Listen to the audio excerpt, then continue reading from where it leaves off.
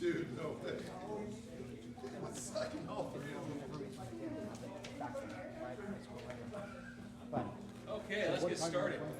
We're going to talk a little bit about social media, but this is one of those topics, of course, that could be like a zillion hours because I kind of geek out on it. We have a Burnett Media Group. We do a lot of social media. It's one of the reasons why a lot of consulting firms hire our company to do that part of the campaign.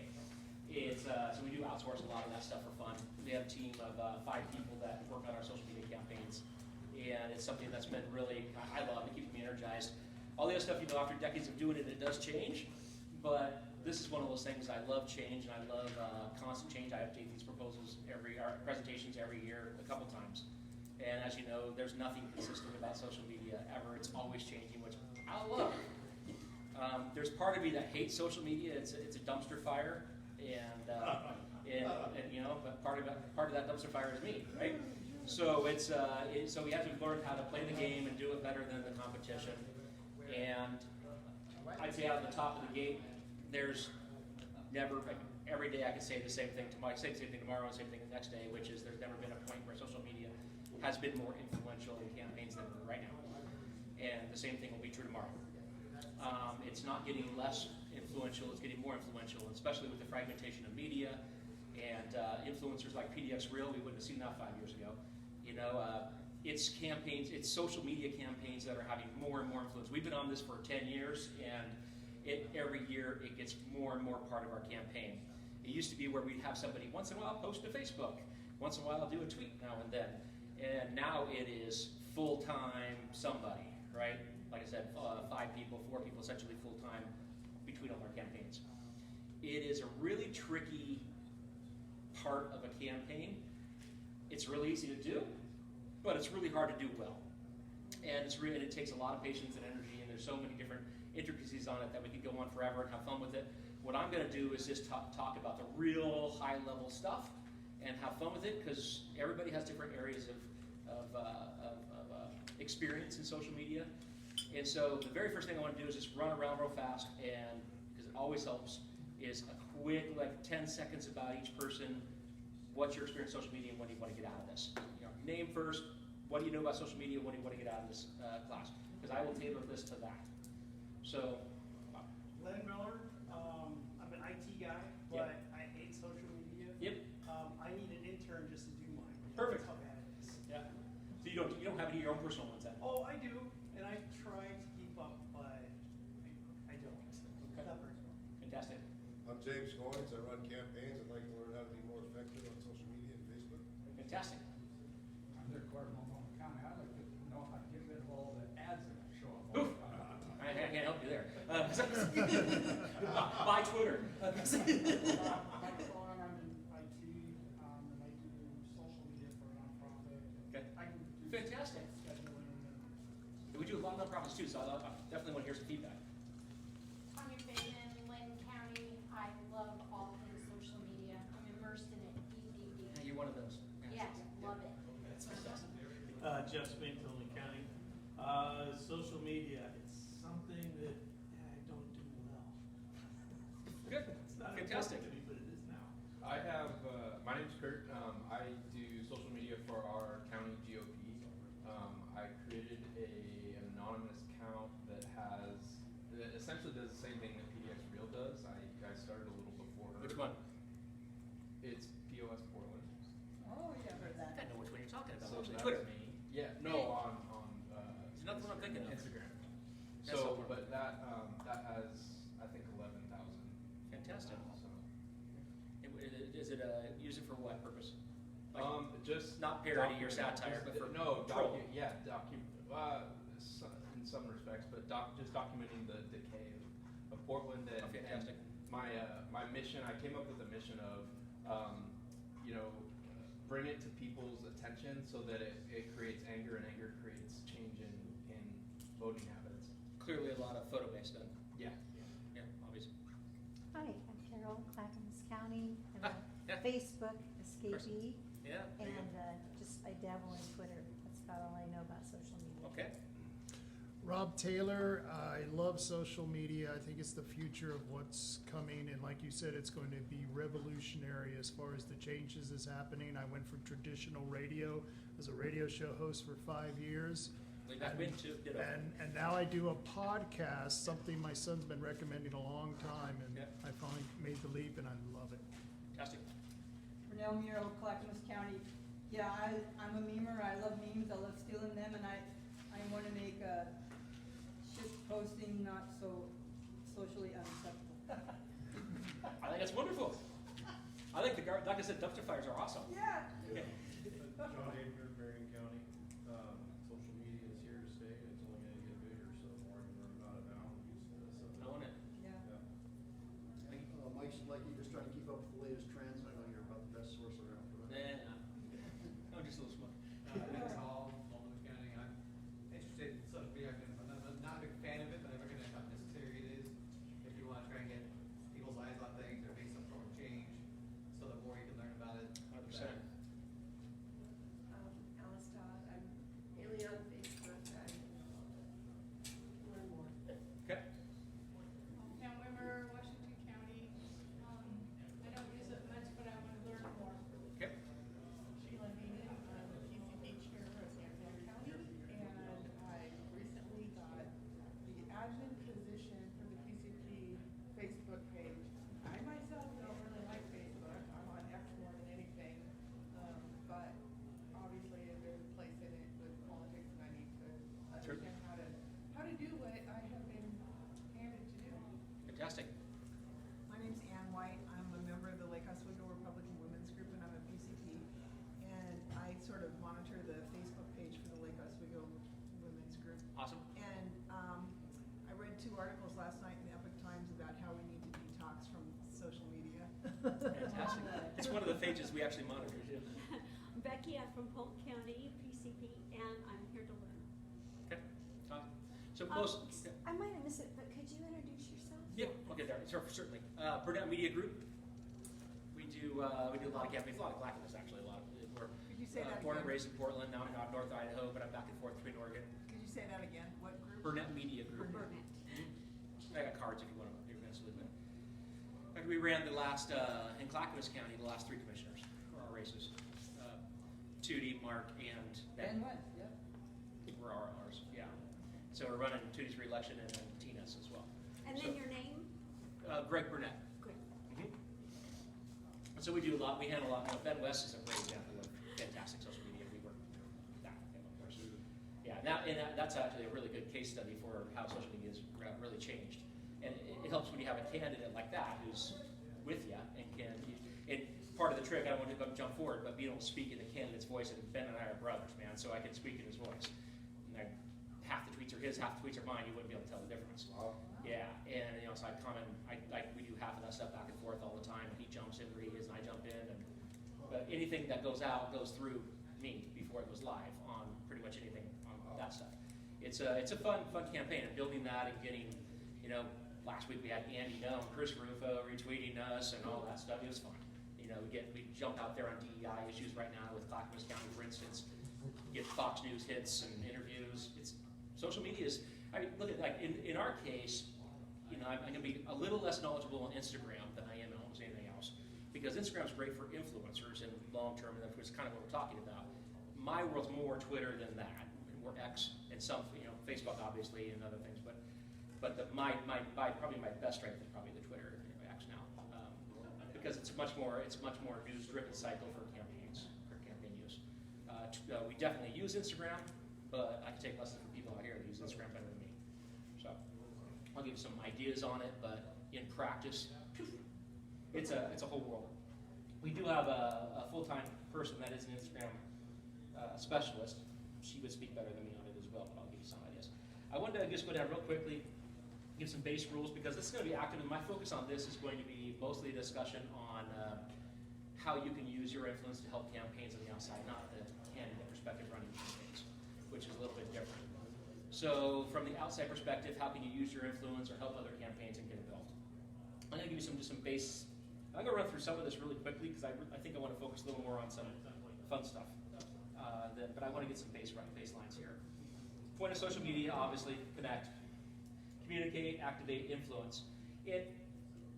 People understand that social media itself is not just, you have to have a plan. It's not something where you just jump in and have some fun. It can.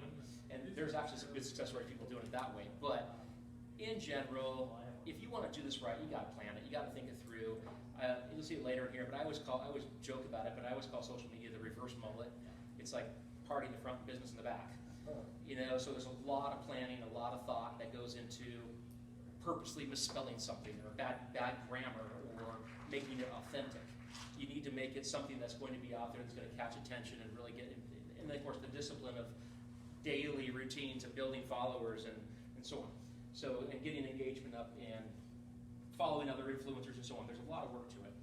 So, decide where this main purposes there is what I want to go over. Just put social truisms, social forever, something to remember. You post something online, it's there. Sometimes you can't find it, but pretty much anything you post, it's locatable. Once it's there, we can find things going years and years back, even after you deleted it. So be careful what you put online. I don't need to, goes without saying. We talked about this, the only social changes, the only constant is change. Very true. Literally, like we see in the news every day, everybody probably follows it, like X right now, something every week.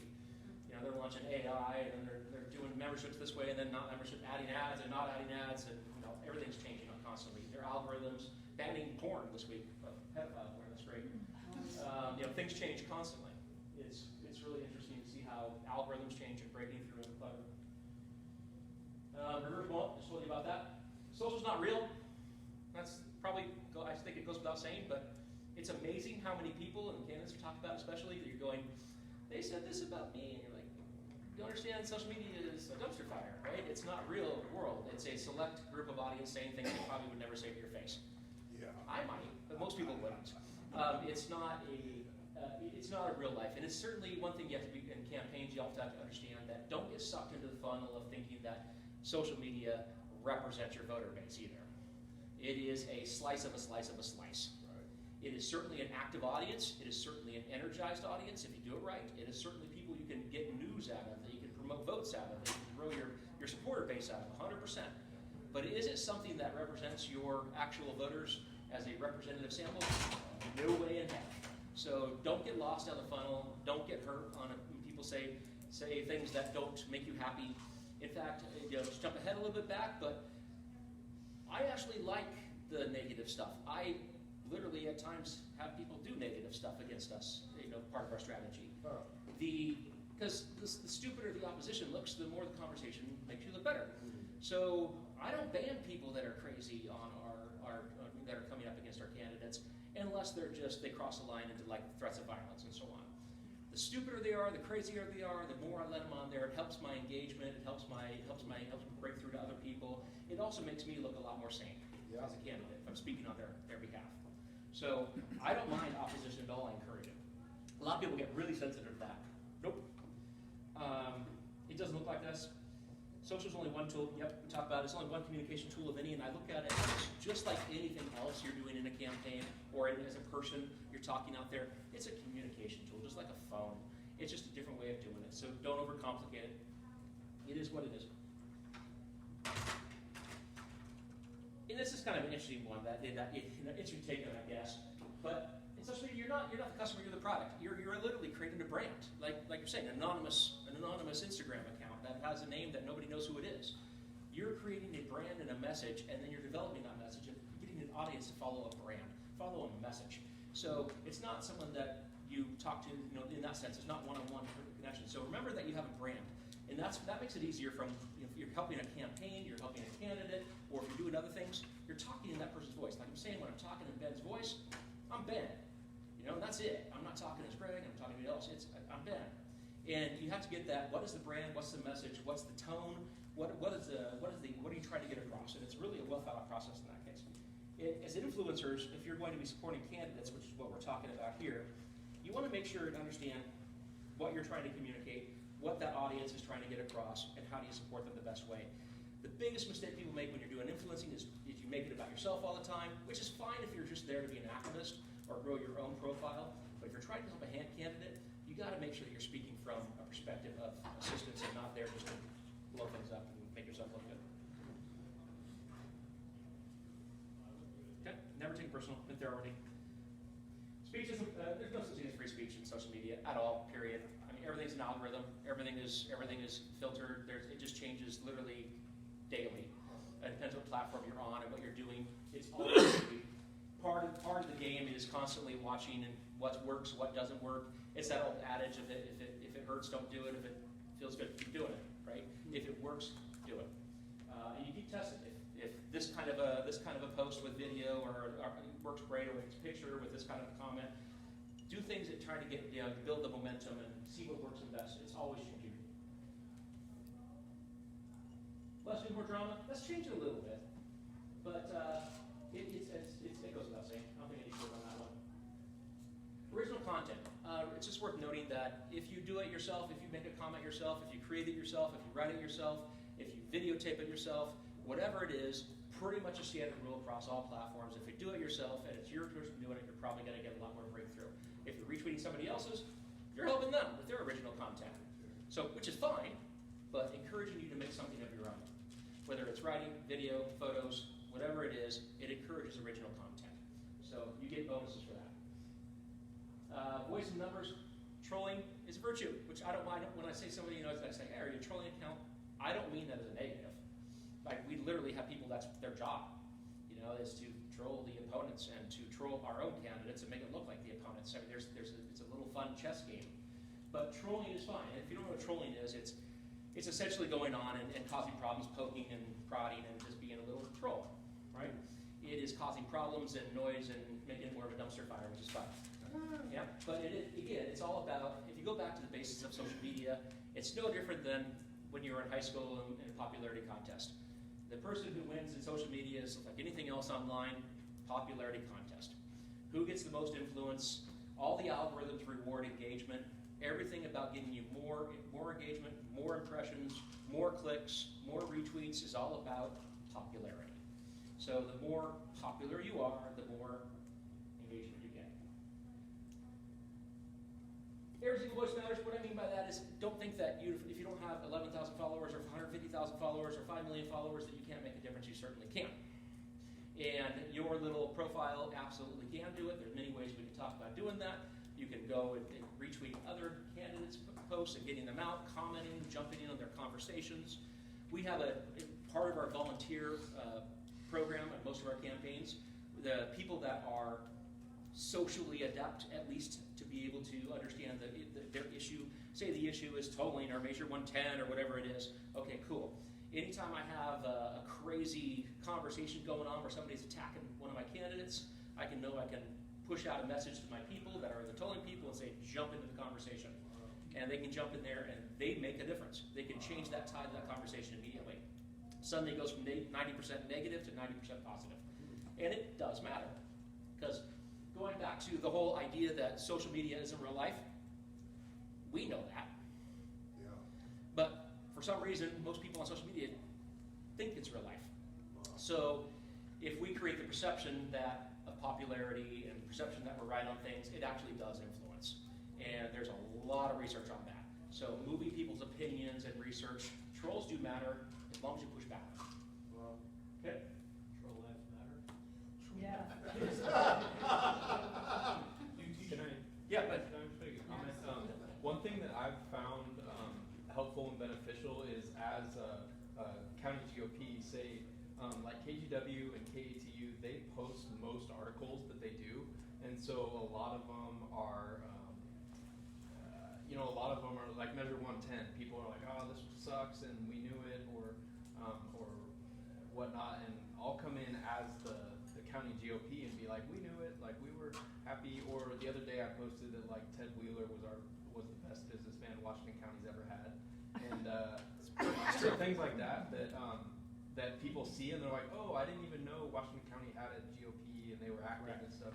So people that are following news stories, which a lot of the people that we want to engage with are, that's a good place to do it, is just in the comments of news. Also tagging them when you're popping your own out there, getting them to pick it up, or definitely jumping in and on a conversation and making sure people understand who you are. That's where you get a lot of your engagement for sure. Yep. Jumping on other people's ass. Platforms, we all know platforms. The reason I put Twitter on top is because it's been the year for Twitter. X, right? I can't even say X hardly. It's just still Twitter. And it's always going to be Twitter. But it's the newsmaker, and I'm telling you, during cycles, which is why I'm probably most interested in that, because it's what happens most directly to my business, which is in campaigns, it's the easiest. It's hard to build followers. It's the easiest to get news influence.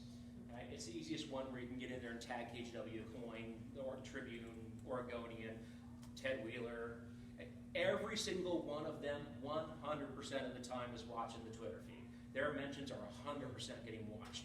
If you mention them, they will see it. If you mention Tina in a post, her people will see it. 100%. It pisses them off. We get word back once in a while. So I love when I hear that. But it is, Twitter is the news driver. That's what Fox picks up. That's what CNN picks up. What AP Wire picks up. How many times do you have to turn on the news to see that, hey, a tweet started the news story, right? It's more common than not anymore. It is so-and-so, Elon Musk tweeted this, boom, right? It's Chris Rufo. I mean, he just took down the Harvard professor from Twitter. It's really influential in the news cycle.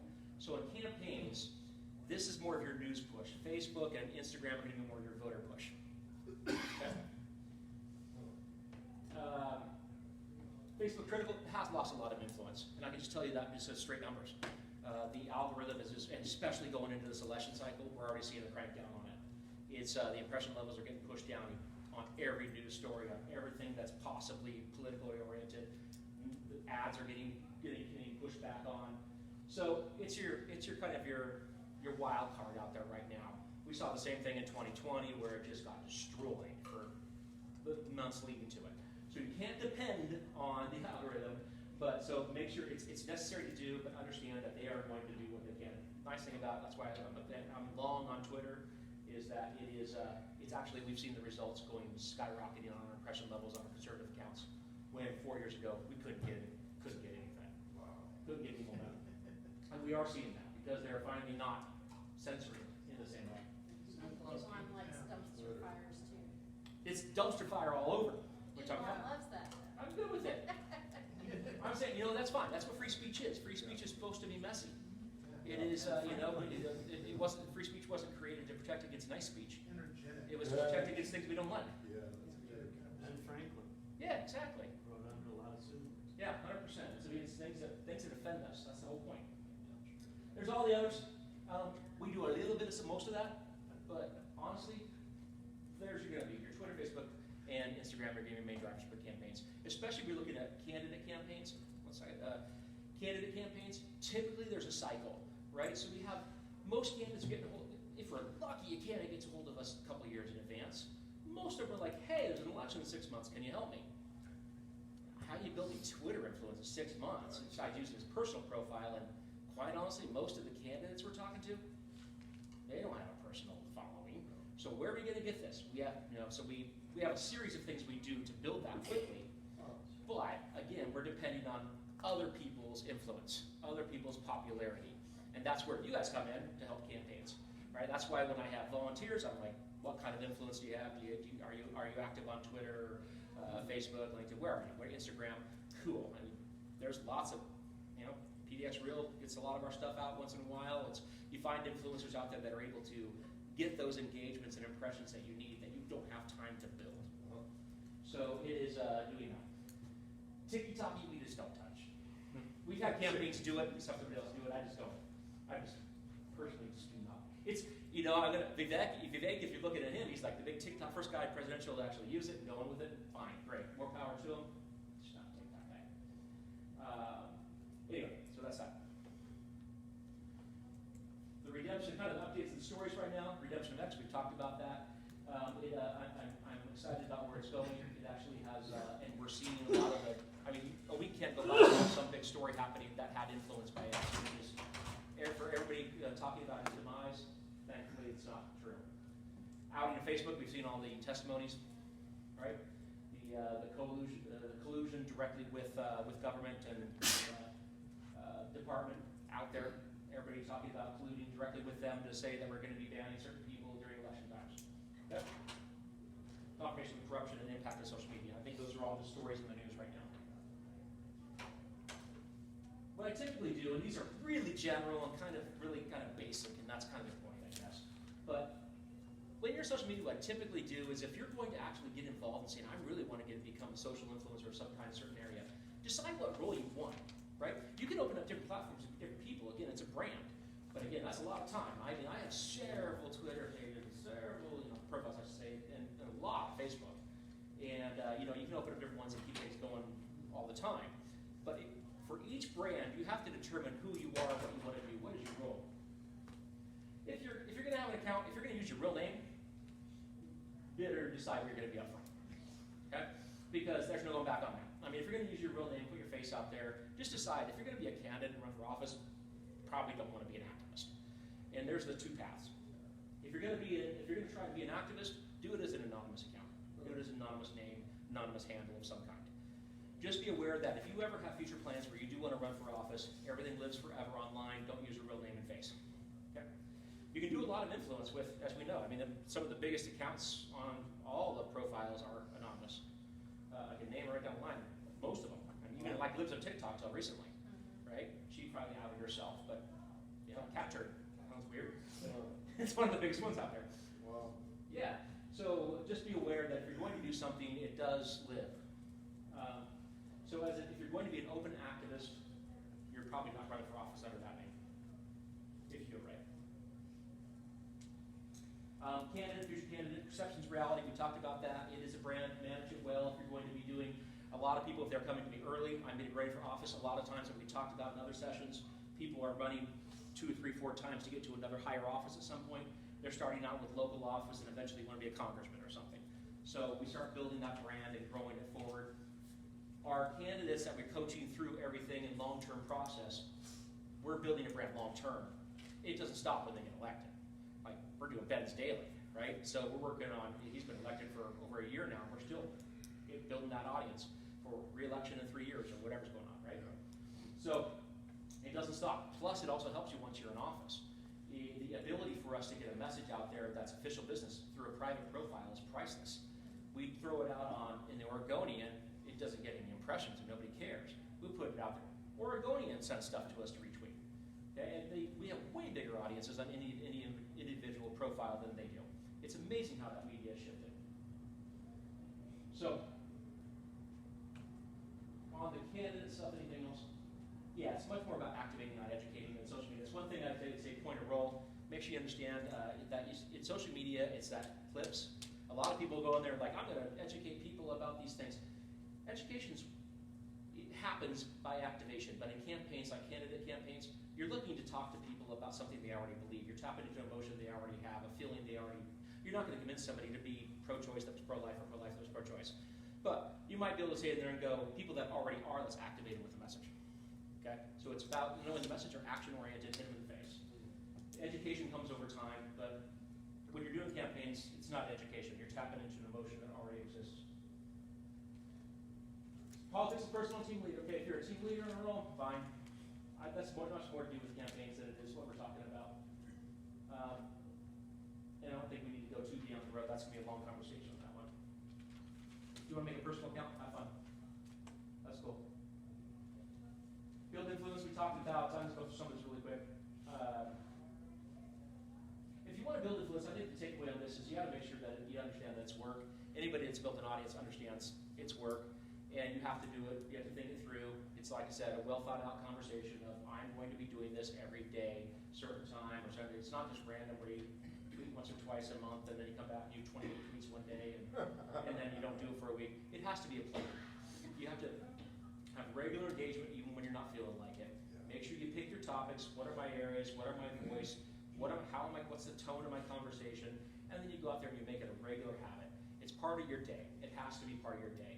And if you're running a campaign or you influence or you're trying to help campaigns, you just got to do it. If you don't like it, I don't care. I don't like it sometimes. Just don't do it. People that like it scare me, but that's cool. But it does have to be something you have to learn and take it seriously. It's no different than any other communication you have. In fact, social media done right is pretty darn difficult. Part of the influence we were talking about there is like you're saying, following influencers. A Align yourself with other people that are actually more influential or more popular than you, just like going back to high school. You want to hang out with cool kids. So find people that have similar beliefs, similar ideas, that have a lot bigger audiences than you. Get in there in the conversation. Comment on their threads on Facebook, Twitter, both, on all of them. But really get in there and get involved in that way. Always reply to if you have direct messages, reply to them all. If somebody follows you, thank them. Do the basics. Think it's common sense, but it's also things that it's just nice, right? But it really gets that extra touch. It's like any kind of relationship you're nurturing. Okay.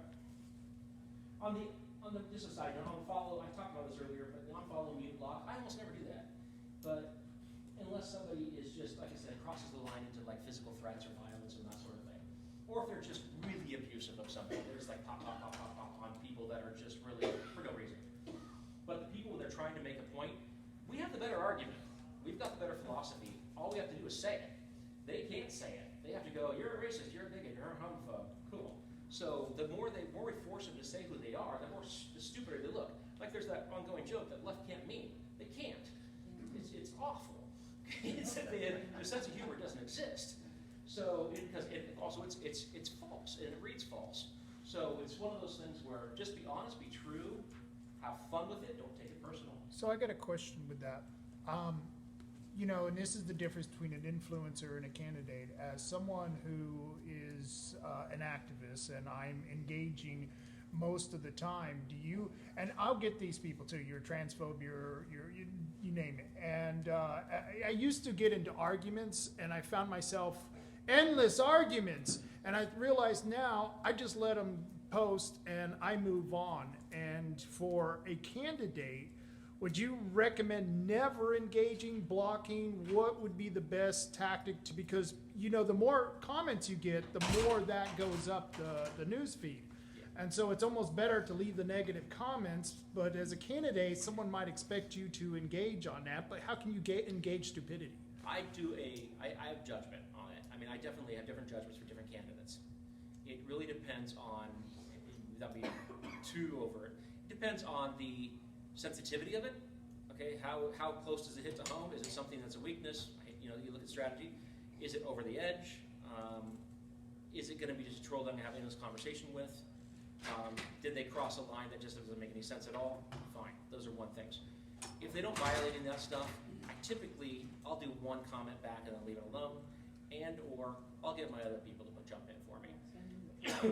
And if it's you get the trolls. That's why I have an alter ego. I have a buddy. My buddy is me, and I come in as my buddy who, does 100%. battling because then it takes the left does that better than we do, but they do it a lot. Right. And I'll give you a good example. We just had this happen last week. Again, it's so obvious. You can see the fake accounts and this kind of thing. Ben was a good example, right? Because he's a current example. So he has one going on there, a post about the DEI office, the Diversity, Equity, Inclusion office. Of course, oh wow, that's quick. The Antifa people jumped in, started calling him whatever, right? All the Antifa. You see the little rose symbols on there? Yeah, all the Rose City Antifa people started. And then nobody was responding, so pretty soon this guy comes in that's a Proud Boy from Clackamas and starts talking to him to kill him, and how you're like, it's not a Proud Boy from Clackamas. Right. And of course they're responding back and forth to him and doing this whole line of like, oh, of course the right wants to kill us and they're violent right. You get the idea. You go to the profile that was created 10 minutes ago with one follower. Right. And so in that case, block them all. So case by case. What would you say about obvious bots? About what? Obvious bots. I've had several people in the last few weeks follow our Twitter account. They have either 0 posts or one from July 22nd, 2023. Every one of them. Yeah. I don't care unless they cause problems. Okay. Yeah, it's followers. Yeah, right. And engagements where I leave them alone where I can. But if they do something where they're obviously trolling you and other people don't know that's what's going on. Right. If that's a good case example of block them. They're out. And there's a few of those. I have a question about engaging younger people because we need the young vote for the next election, and social media is how you interact with them. Mm-hmm. So what do you recommend for us to help? TikTok, which I won't touch. I hate TikTok. I use it all the time, but I don't know how. But again, they don't vote. I hate to say it. Yeah. They just don't vote. We had a governor's campaign for fun that a friend of ours, we took, and he was all TikTok, right? Mm-hmm. I mean, average age that was interacting was like 14-year-old female. You got 200,000 views, so what? It's, in the end, if you're looking But the for. point is, wait a second, that's wrong, because you want young people to start engaging in political dialogue. I get all that, but he's running for office. He's not trying to educate the future. If you're talking about influencing. You want to educate the future, so they're voting when they become 18. Yeah. No, I totally get that. But I'm talking about for candidate races here. Like, I'm running for office in 6 months. Okay. Rich, you taking me already? No, well, we do need to wind up, but That's quick. go ahead and close, yeah, no, quick. Okay. So, yeah, I mean, 100%, if you're doing influencer campaigns over time, 100% young. Does TikTok, that's a whole conversation about how TikTok is 100% destroying the future. I mean, you go on there, you're talking about dumpster fire. It's a gross dumpster fire. Yeah. And the propaganda on there is unreal. And it's hours and hours every day. Do I think we have to fight back against that? Yep, that's not my job. We're talking about candidates. 100% again. I wrap up really fast here, so I'm going to just go faster, guys. Sorry. That's like half the time. Be interesting. These slides This will be will available all on the be website? this will be on the website here in about a week. Okay. So go back to westernlibertynetwork.org or get one of my business cards. I'll get it to you. Cool. Be cool if possible. Yep. There's little tips. I want to give tips because the functionality is not really what we're talking about. Everybody knows how to do it. I just want to give you tips and things to be aware of. Okay. Social etiquette. We can go through that, and that's some of the things we're talking about. Trying to see these highlights here real fast. Numbers don't lie. That's one of the things. Watch your analytics. A lot of people don't do that, but really, really watch your analytics. I watch them daily on every profile. What's hitting, what's not hitting, what time of day, what type of content, who gets me the most influence, who's sharing me. If somebody's retweeting me, I jump the heck all over that. We had one with parents' rights and education that we got put on the hate map for, Suzanne will remember this one, got put on the hate map for, what was it? SPLC, Southern Positive Law Center, which was like the best day of my life. That was so much fun. Fantastic. So I was like, press release so quick. We just got put on the hate map for SPLC. We're up there we're like one of 3 parents organizations in the entire country that put on the hate map. And I'm like, that is the coolest kudos ever. I'm putting that on my resume. So we're talking 1.5 million impressions in like 24 hours. And you're like, just blew up social media because any man enemy is my friend, right?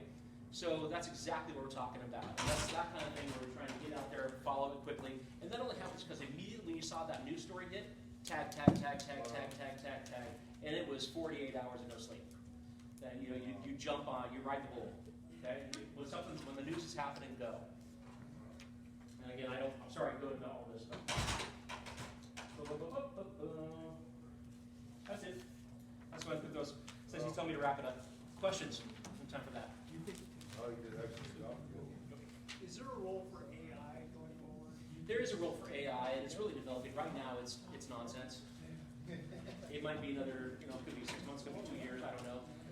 AI, I use AI once in a while when I'm looking for ideas and concepts and phrasings, and I'm starting to test and work on it. It's a good topic. I'm starting our social media influencers, starting to test it on the background of sample posts, so they can talk better in the voice of my candidate. Right? So we're starting to feed in and say, and I'm trying to figure out how to get that one out there yet. But this time next year, I'd love to say yes. Because all the team will be able to say that. We're going to say this, and it'll translate it into something that's the voice of the candidate. Thank you. You did a great job. Well, thanks. Sorry to have time, guys.